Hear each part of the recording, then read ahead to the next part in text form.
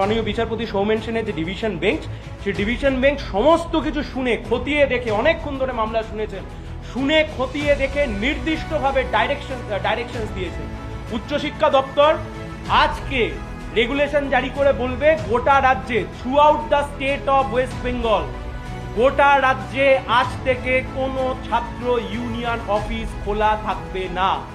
I repeat my words again, আজ থেকে গোটা রাজ্যে কোনো অবৈধ ছাত্র ইউনিয়ন অফিস খোলা থাকবে না। দেখুন, ওখানে লেখা নেই আনটিল ফার্দার অর্ডার্স, কিন্তু যে মামলার সাথে ট্যাগ করা হয়েছে সেই মামলা হচ্ছে ছাত্র ভোট করানোর মামলা।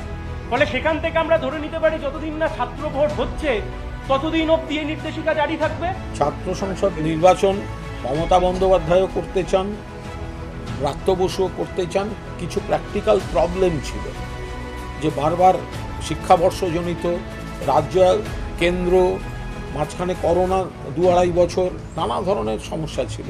আবার কখনো কখনো অন্য ইলেকশন এসে পড়ছে, কখনো পঞ্চায়েত ঢুকেছে, কখনো লোকসভা নির্বাচন এসে ঢুকেছে, নানা ধরনের প্রবলেম, বিধানসভা গেছে।